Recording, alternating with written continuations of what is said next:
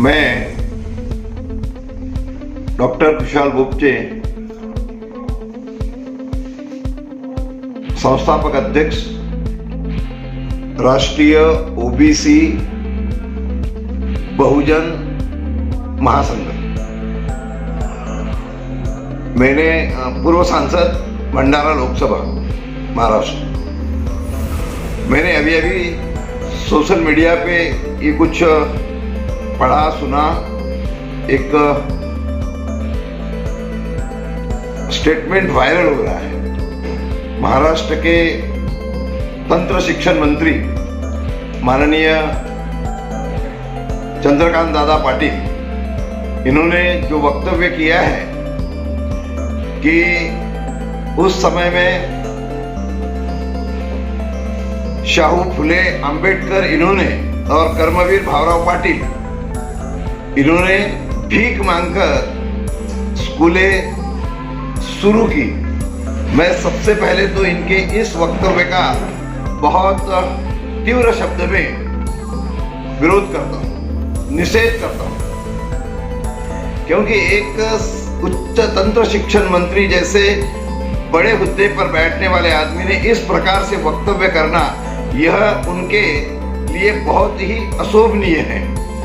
वो समय क्या था, कैसे था, और शिक्षा तो ये दान है, शिक्षा दान से और कोई अच्छा दान नहीं है। और उसके लिए अगर उन्होंने उस समय में हाथ फैलाकर अगर कुछ मांगा भी होगा और वो मांग के अगर मतलब वो स्कूलें शुरू की, तो इस देश को इन्हें प्रबुद्ध करने के लिए ये कार्य उन्होंने किया है। और इस बात का ध्यान ये माननीय मंत्री महोदय के क्यों ध्यान में नहीं आता, ये मेरे समझ में नहीं आता। और इसलिए खाली निषेध से काम नहीं चलने वाला है। अगर इसी प्रकार से इन्हें मराठी में एक कहावत है, उचलली जीभ आणि लावली टाळ्याला, तो ऐसे वक्तव्य अगर ये इतने जवाबदार आदमी करते होंगे तो इन्होंने एक तो इस संदर्भ में अपनी भूमिका स्पष्ट करना चाहिए, और नहीं तो ये अपमान इस देश के मात्र ओबीसी ही नहीं, ओबीसी बहुजन यानी ये पूरे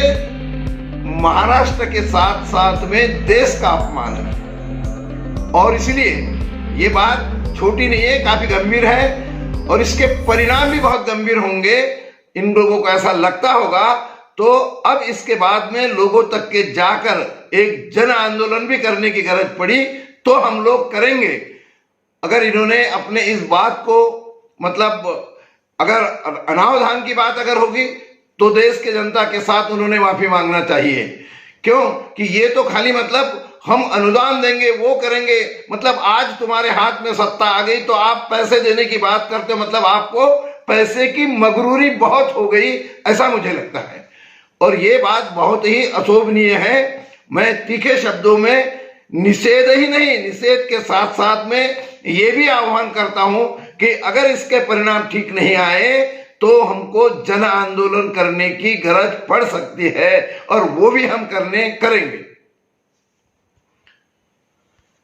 इन सब बातों के पीछे मेरा स्पष्ट मत यह है कि आज देश में चलती हुई महंगाई, बेरोजगारी, शिक्षण के संदर्भ में यानी सब खासगीकरण और उसके कारण लोगों की जो समस्याएं हैं, और मूलतः तो आज इस देश में इतने सालों से जनगणना नहीं हो रही है। ये जातिगत जनगणना करने की मांग जो पूरे देश में उठ रही है, तो उससे दिमाग डाइवर्ट करने के लिए मतलब महंगाई, बेरोजगारी, एजुकेशन में होने वाली धांधलियां और उसके साथ साथ में सबसे महत्व का प्रश्न इस देश में जातिगत जनगणना होना चाहिए, ये जो मांग उठ रही है, तो इन सारी बातों से लोगों का दिमाग विचलित करने का कार्य इस माध्यम से ये लोग कर रहे हैं। इन्हें मूल मुद्दों को बगल देकर कैसे टाइम निकालना, यानी जब जब इस देश का ओबीसी और बहुजन यह जागरूक होकर अपनी बात रखने का प्रयास करता है और तब तब ये जो लोग हैं तो ये लोग उसको अलग ढंग से डाइवर्ट लोगों को करने का काम करते हैं, ऐसा आरोप है मेरा। और इसीलिए अगर इन लोगों ने इस संदर्भ में अगर बात को नहीं समझने का प्रयास किया तो इस देश में अब जन जागृति कर एक जन आंदोलन ये करना ही पड़ेगा, ऐसा मेरा खुद का मत है।